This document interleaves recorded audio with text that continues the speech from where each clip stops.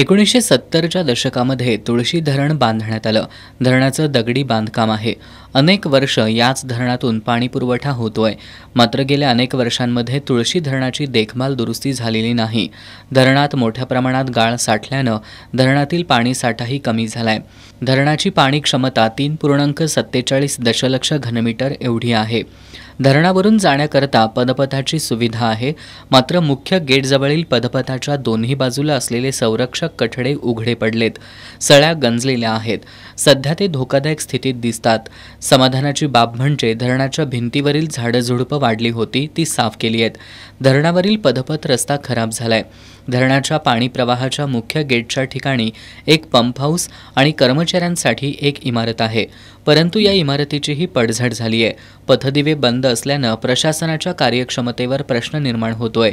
थेट नदीपात्रात जेवणावळी होत असून पत्रावळ्या, प्लास्टिक ग्लास, दारूच्या बाटल्या थेट नदीपात्रात टाकल्या जात आहेत. पाणलोट क्षेत्रातही अशीच स्थिती असल्यानं प्रशासनानं धरणाच्या दुरुस्तीकडे लक्ष देण्याची मागणी होतीये.